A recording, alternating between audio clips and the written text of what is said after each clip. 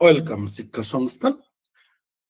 শিক্ষা সংস্থানের group C এবং ডির যে 20 দিনের ফুল জিকে এবং টোটাল এরিয়ার ক্লাস সিরিজ শুরু হয়েছে 9 ফেব্রুয়ারি থেকে। আমরা তারই সিরিজ নাম্বার 3-তে তৃতীয় দিনের আজকে দেখব ইকোনমিক্স, অর্থাৎ গ্রুপ সি এবং ডির একটা অন্যতম এরিয়া হচ্ছে স্ট্যাটিক জিকে, এবং সেই স্ট্যাটিক জিকের একটি অন্যতম পার্ট হচ্ছে ইকোনমিক্স।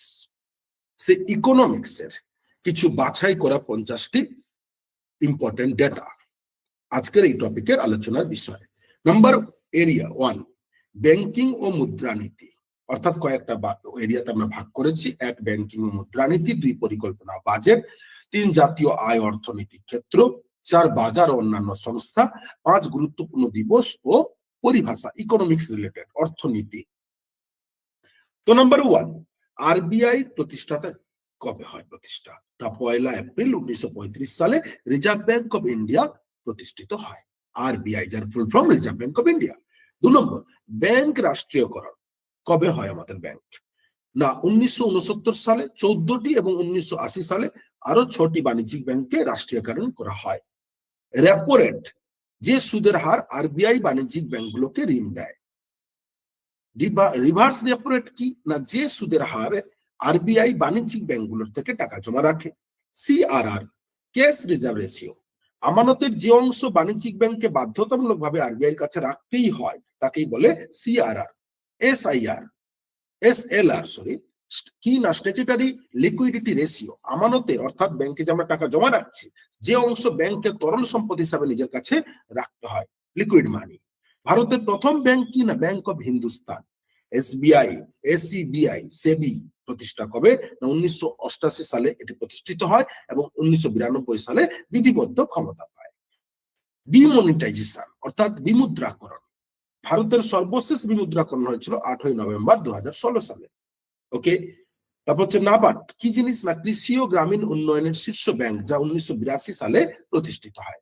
ব্যাংকিং ও মুদ্রানীতির ভিভিআই, খুবই হাইলাইটেড টপিক। নেক্সট, পরিকল্পনা ও বাজেট। নীতি আয়োগ কি? না আমাদের যোজনা কমিশনের বদলে 1 জানুয়ারি 2015 সালে এটি গঠিত হয়। তার আগে এই পরিকল্পনা বাজেট করত যোজনা কমিশন, যেটা 5th ইয়ার প্ল্যানিং বলে পরিচালিত হতো। পঞ্চবার্ষিক পরিকল্পনা, বর্তমানে আর পঞ্চবার্ষিক পরিকল্পনা হয় না, রেগুলার প্ল্যানিং, ইয়ারলি প্ল্যানিং হয়, যেটা করে নীতি আয়োগ। নেক্সট, প্রথম এই যে বলছিলাম পঞ্চবার্ষিক পরিকল্পনা, এর মেন কিছু পরিকল্পনা। প্রথম পঞ্চবার্ষিকী পরিকল্পনা কবে হয়? না 1951 থেকে 56, যেখানে কৃষি খাতের উপর গুরুত্ব দেওয়া হয়েছিল। দ্বিতীয় পঞ্চবার্ষিক পরিকল্পনা 1956 থেকে 61, যেটা প্রশান্ত কুমার মহালনবিস মডেলের ভিত্তিতে বা তার উপর নির্ভর করে ভারী শিল্পের উপর জোর দেওয়া হয়। পঞ্চম পঞ্চবার্ষিকী পরিকল্পনা, এই সময় গরিবি হটাও এই স্লোগান দেওয়া হয়, এবং তার উপর নির্ভর করে। এবং রোলিং প্ল্যান কি? না 1978-80 সালের মধ্যবর্তী সময়কালকে বলা হয় রোলিং প্ল্যান। জিএসটি চালু, ভারতে 1 জুলাই 2017 থেকে পণ্য পরিষেবা কর জিএসটি কার্যকর হয়। রাজস্ব নীতি, সরকারের আয় ব্যয় এবং কর সংক্রান্ত নীতিকে নিয়ন্ত্রণ করে। বাজেট দিবস, প্রতি বছর 1 ফেব্রুয়ারি কেন্দ্রীয় বাজেট পেশ করা হয়। অর্থ কমিশন, ভারতের সংবিধানের 280 নম্বর ধারা অনুযায়ী অর্থ কমিশন গঠন হয়। শূন্য ভিত্তিক বাজেট, জিরো বেসড বাজেটিং, এটি প্রথম শুরু হয় আমেরিকায় এবং 1970 সালে। 3 নম্বর এরিয়া, জাতীয় আয় ও অর্থনৈতিক ক্ষেত্র। এর হচ্ছে কি? না মিশ্র অর্থনীতি কি? না ভারত একটি মিশ্র অর্থনীতির দেশ, যেখানে সরকারি ও বেসরকারি খাত সবকটাকে মিলেমিশে কাজ করে। প্রাথমিক ক্ষেত্র, প্রাইমারি সেক্টর কোনটাকে বলা হয়? না ইন্ডিয়ান ইকোনমিতে না কৃষি, বনজ, মৎস্য চাষ, এইগুলোই কিন্তু প্রাইমারি সেক্টর। সেকেন্ডারি সেক্টর, শিল্প উৎপাদন ব্যবস্থার অন্তর্ভুক্ত সেকেন্ডারি সেক্টরের মধ্যে। আর টার্সিয়ারি সেক্টর, যেটা পরিষেবামূলক, ব্যাংকিং, বীমা, পরিবহন এবং যোগাযোগ এর অন্তর্ভুক্ত। জিডিপি কি? না একটি দেশের সীমানার মধ্যে উৎপাদিত পণ্য ও সেবার মোট আর্থিক মূল্যকে বলে জিডিপি। এই অনুযায়ী কিন্তু কোন দেশ ফার্স্ট, সেকেন্ড, থার্ড এইভাবে র্যাঙ্কিং হয়। পার ক্যাপিটা ইনকাম, মাথাপিছু আয়, জাতীয় আয়কে মোট জনসংখ্যা দিয়ে ভাগ করলে এটি পাওয়া যায়। এটি কিভাবে পাওয়া যায়? এইচডিআই কি? হিউম্যান ডেভেলপমেন্ট ইন্ডেক্স, স্বাস্থ্য, শিক্ষা ও জীবনযাত্রার ভিত্তিতে এটি তৈরি করা হয়।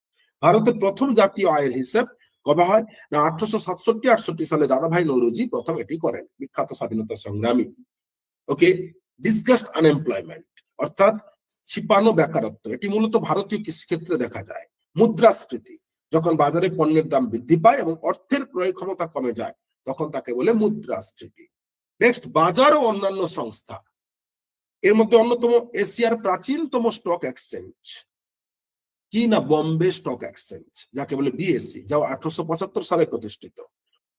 WTO ওয়ার্ল্ড ট্রেড অর্গানাইজেশন কবে হয়? 1995 সালে এটি প্রতিষ্ঠিত হয়, যা আগে GATT নামে পরিচিত, গ্যাট নামে পরিচিত। IMF এর সদর দপ্তর কোথায়? না, এটি আন্তর্জাতিক মুদ্রা তহবিল, ওকে। ইন্টারন্যাশনাল অলরেডি ফান্ড রয়েছে, যেটা ওয়াশিংটন ডিসিতে অবস্থিত আমেরিকায়। বিশ্ব ব্যাংক, ওয়ার্ল্ড ব্যাংক 1944 সালে ব্যাটন উডস সম্মেলনের মাধ্যমে প্রতিষ্ঠিত হয়। ব্রিক্স কি? একটি গ্রুপ যেটা ব্রাজিল, রাশিয়া, ভারত, চীন এবং দক্ষিণ আফ্রিকাকে নিয়ে অর্থনৈতিক জোট। সর্বনিম্ন সমর্থন মূল্য কি? MSP, কৃষকদের ফসলের ন্যায্য দাম নিশ্চিত করতে সরকার এটি ঘোষণা করে। মনোপলি কি? যেখানে মাত্র একজন বিক্রেতা বাজার নিয়ন্ত্রণ করে। তারপর হচ্ছে কি স্ট্যাগফ্লেশন কি? যখন উচ্চ বেকারত্ব, উচ্চ মুদ্রাস্ফীতি একসাথে থাকে। 1 টাকার নোট, এই নোটে ভারতের অর্থ সচিবের স্বাক্ষর থাকে। মুদ্রা ব্যবস্থা, ভারতে 1957 সালে ডেসিমেল কয়েন বা দশমিক মুদ্রা ব্যবস্থা চালু হয়। নেক্সট এরিয়া কি? গুরুত্বপূর্ণ দিবস ও পরিভাষা।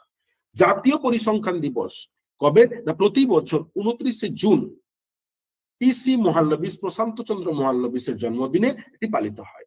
বিশ্ব ভোক্তা অধিকার দিবস কবে? প্রতি বছর 15ই মার্চ। সেস কি? না নির্দিষ্ট কোনো উদ্দেশ্য আরোপিত অতিরিক্ত করকে সেস বলা হয়, এক্সট্রা করকে। সারচার্জ কি? না আয়ের নির্দিষ্ট সীমার উপরে আরোপিত করকে সারচার্জ বলে। বুল ও বিয়ার কি? শেয়ার বাজারের সংযুক্ত দুটি শব্দ।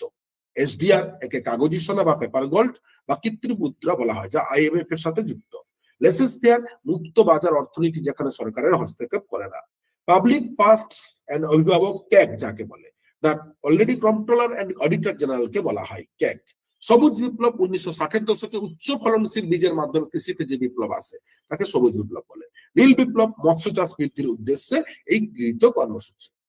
তো আমরা আজকে ইকোনমিক্সের গ্রুপ CD মেন 2026 মার্চের যে পরীক্ষা আসতে চলেছে তারই সব থেকে ইম্পর্টেন্ট যেগুলো, তারই উপর কিন্তু আজকে জোর দিলাম। এবং এইভাবে প্রতিদিন আমাদের এই সিরিজে আপনারা ফলো করতে, জানতে এরকম এই 20 থেকে 25 দিনের যে 28 দিনের যে crash course free regular class প্রতিদিন সন্ধ্যা 6টায় আমাদের আপলোড হচ্ছে, তা ফলো করতে সাবস্ক্রাইব করুন, শেয়ার করুন এবং প্রতিনিয়ত ক্লাস করুন এবং নিজের লক্ষ্য পূরণ করুন। শিক্ষা সংস্থান সর্বদা আপনাদের পাশে। ধন্যবাদ।